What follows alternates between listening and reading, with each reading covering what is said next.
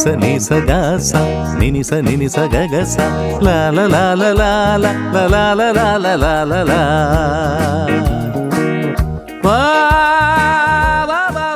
അച്ഛാ, ഈശോമിശിഹായ്ക്ക് സ്തുതിയായിരിക്കട്ടെ. ഇപ്പോഴും സ്തുതിയായിരിക്കട്ടെ. മോനേതാ മനസ്സിലായില്ലല്ലോ? ഞാൻ നമ്മുടെ കുന്നേലെ തോമസ് ഏട്ടന്റെ രണ്ടാമത്തെ മോനല്ലേ? ഇവിടെ ഒന്നും കണ്ടിട്ടില്ല നിന്നെ. ഞാനിവിടെ ഉണ്ടായിരുന്നു വെച്ചാ, പിന്നെ കഴിഞ്ഞ ഫെബ്രുവരിയിലാണ്. അച്ഛാ, ഞാൻ വന്നതേ വീട്ടിലൊരു കാറ് മേടിച്ചായിരുന്നു. അപ്പൊ അതൊന്ന് വെഞ്ചിരിക്കാൻ വേണ്ടിട്ടായിരുന്നു.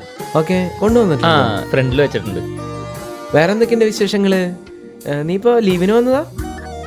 വീട്ടില് ചേട്ടന്റെ കല്യാണാണ്. ചേട്ടൻ എന്ത് ചെയ്യേ? ചേട്ടനൊരു അർജന്റ് കോള് പുറത്തൊക്കെ ഉണ്ട്. പുറത്തുണ്ടോ? എന്നാ നമുക്ക് പോയി കാണാം, വെഞ്ചിരിക്കാം.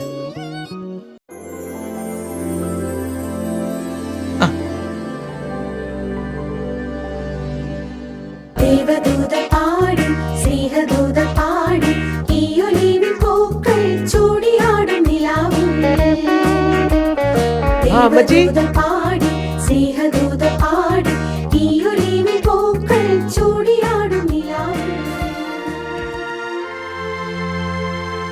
ആ ഡോറുകളൊക്കെ തുറന്നു. ഈ ബോണറ്റും തുറന്നു.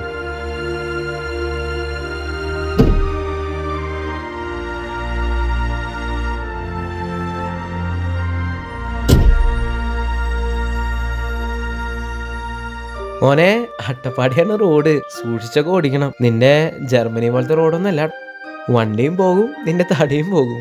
അച്ഛൻ ഫ്രീ ആണോ? നമുക്കൊരു റൗണ്ട് പോയാലോ? അതിനെന്താ, ആ താക്കോലും തന്നെ.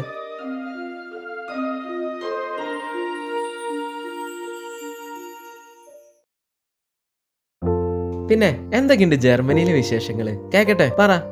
ജർമ്മനിയിൽ അടിപൊളിയാച്ചാ. കാര്യങ്ങളൊക്കെ ഉഷാറാണ്.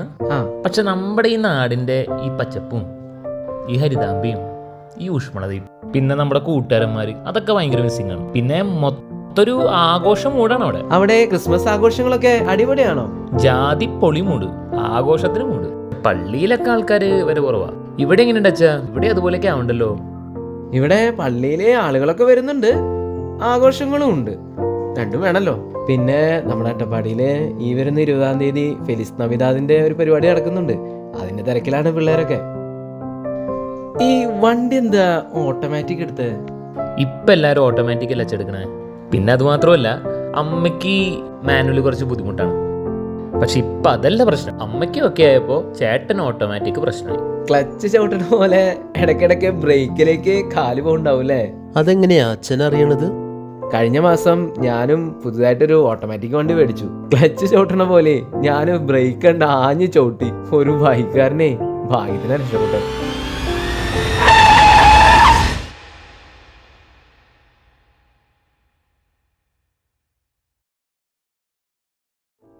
അച്ഛാ, ഞാനൊരു കാര്യം ചോദിക്കട്ടെ? ചോദിച്ചോ. അതായത് ക്രിസ്മസ് ഇപ്പൊ ഭയങ്കര ആഘോഷം മാത്രമായല്ലോ. നീ നിന്റെ ബർത്ത്ഡേ ആഘോഷിക്കാറില്ലേ? അതുപോലെ ക്രിസ്മസിന് ഉണ്ണീശോയുടെ പിറന്നാള് നമ്മൾ ആഘോഷിക്കണം. ഓക്കെ, പക്ഷെ എന്നാലൊരു ചോദ്യം, ശരിക്കും ഈശോ എന്തിനും മനുഷ്യനായേ? അതെ, ഞാൻ നിന്നോടൊരു കാര്യം പറയാം. കഴിഞ്ഞ ആഴ്ചയെ ഞാനൊരു ബ്ലൈൻഡ് സ്കൂള് കാണാൻ പോയി. ബ്ലൈൻഡ് സ്കൂൾ എന്ന് പറഞ്ഞാൽ നിനക്ക് മനസ്സിലായില്ലേ? കണ്ണ് കാണാൻ പറ്റാത്ത കുട്ടികളെ പഠിപ്പിക്കുന്ന ഒരു സ്കൂളാ. അച്ഛാ, ക്രിസ്മസിന്റെ വിശേഷമൊക്കെ പറഞ്ഞു, പക്ഷെ അച്ഛൻ വന്ന കാര്യം പറഞ്ഞില്ലല്ലോ. ലെനിൻ സാറേ, എൻ്റെ ഇടവകയിലെ ഒരു കുടുംബം ഈ കഴിഞ്ഞ മാസം 1-ാം തീയതി ആയപ്പോഴേ നോമ്പാരംഭിച്ച സമയത്തെ എന്നെ കാണാൻ വന്നു. അവര് ഒരു ചെറിയ ഡൊണേഷൻ ആയിട്ടാ വന്നത്. അത് സാറിനെ ഏൽപ്പിക്കാനായിട്ടാ ഞാനിപ്പോ വന്നത്. ഒത്തിരി നന്ദിയുണ്ട് അച്ഛാ. ഇടയ്ക്ക് നല്ല ടൈറ്റായിരുന്നു. ക്രിസ്മസ് ഒക്കെ അടുക്കുന്നു. ഞങ്ങളുടെ കുട്ടികൾക്കൊക്കെ എങ്ങനെ ഗിഫ്റ്റൊക്കെ വാങ്ങിച്ചു കൊടുക്കാമെന്ന് ചിന്തിക്കുമ്പോഴാണ് അച്ഛൻ്റെ ഈ സമ്മാനം. ഒത്തിരി നന്ദി. ദൈവം അനുഗ്രഹിക്കും അച്ഛനെയും അച്ഛൻ്റെ ഇടവക്കാരെയും. എന്തായാലും നമുക്കൊരു ചായ കുടിച്ചാലോ? അതിനെന്താ. കുട്ടികളൊക്കെ എപ്പോഴാ രാവിലെ സ്കൂളിൽ വരുന്നത്? രാവിലെ 9:30 കുട്ടികളൊക്കെ ഇവിടെ എത്തും. പിന്നെ കുറെ ഹോസ്റ്റലേഴ്സ് നമുക്കിവിടെ ഉണ്ട് അച്ഛാ. അവരിവിടെ നിന്നാണ് പഠിക്കുക. ഡേ സ്കോളേഴ്സ് 5 മണിയാകുമ്പോൾ പോകും. കുട്ടികളുടെ എക്സ്പെൻസ് ഒക്കെ മീറ്റ് ചെയ്യാനായിട്ട് പറ്റുന്നുണ്ടോ? അത് അത്ര എളുപ്പമല്ല അച്ഛാ. പലരുടെയും സഹായം കൊണ്ടാണ് മുമ്പോട്ട് പോകുന്നത്. പക്ഷെ ഒരു കാര്യം, ഇവിടെ ഒത്തിരി കഴിവുള്ള കുട്ടികളുണ്ട്. കാഴ്ചയില്ലെങ്കിലും അവരുടെ കഴിവുകൾ അച്ഛനൊന്ന് കാണണം. എത്ര ബുദ്ധിമുട്ടുണ്ടെങ്കിലും ചില കുട്ടികളുടെ കഴിവൊക്കെ കാണുമ്പോൾ സാമ്പത്തികം ഒരു പ്രശ്നമായിട്ട് തോന്നാറില്ല. അമ്മൻ്റെ എന്നൊരു കുട്ടി ഇവിടെയുണ്ട്. അവൾ ചിത്രം വരയ്ക്കുന്നത് അച്ഛനൊന്ന് കാണണം. അച്ഛാ ഒന്ന് വന്നേ. അവളിപ്പോ അകത്തുണ്ട്, ഒന്ന് നമുക്ക് കാണാം.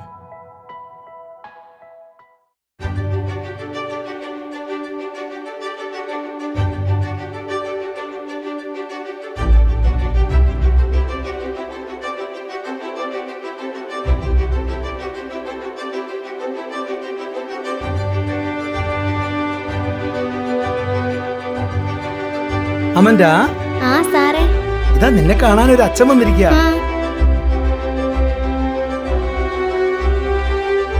ഇത് ഈ മോള് വരച്ചതാ അച്ഛാ? അച്ഛാ ഞാനിപ്പോ വരാവേ.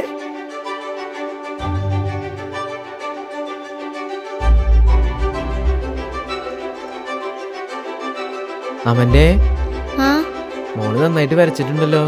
നല്ല രസമുണ്ട് കേട്ടോ കാണാൻ. മോൾക്ക് ഇങ്ങനെ വരയ്ക്കാനായിട്ട് ആരാ മോട്ടിവേഷൻ തന്നെ? അതെന്റെ ചേട്ടനാ.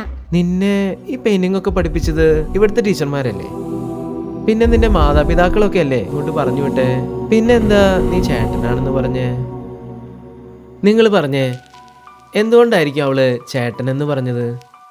അവര് നല്ല കൂട്ടായിരിക്കും, ഒരേ പ്രായക്കാരായിരിക്കും. അതൊന്നല്ലടാ. അത് ചിലപ്പോൾ ചേട്ടനും കണ്ണു കാണാത്തയായിരിക്കാം. പിന്നെ ഒന്ന് പോടാ അവിടുന്ന്. കണ്ണ് കാണാത്ത ഒരാള് കണ്ണ് കാണാത്ത വേറെ ആളെ സഹായിക്കുക. പിന്നെ അവൻ പറഞ്ഞത് ശരിയാടാ. അത് ചേട്ടനും എന്നെ പോലെ കണ്ണൊന്നും കാണില്ല. ചേട്ടനാണ് എന്നെ ഏറ്റവും കൂടുതൽ അറിയുന്നതും സഹായിക്കുന്നതും. എടാ, കാഴ്ചശക്തിയില്ലാത്ത ആ മകളെ ഏറ്റവും കൂടുതൽ സഹായിക്കാനും മനസ്സിലാക്കാനും കാഴ്ചയില്ലാത്ത ആ ചേട്ടന് മാത്രമേ കഴിയുള്ളൂ.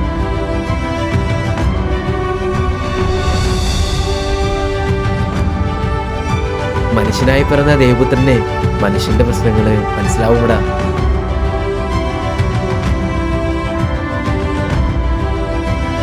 അപ്പോഴേ പള്ളിയിലൊക്കെ ഇടയ്ക്ക് വരണം കേട്ടോ. അടുത്ത ആഴ്ച വല്ലണ്ടച്ച, അപ്പനെയും കൊണ്ട് വന്നേക്കാം. ഓക്കെ, കാണാം.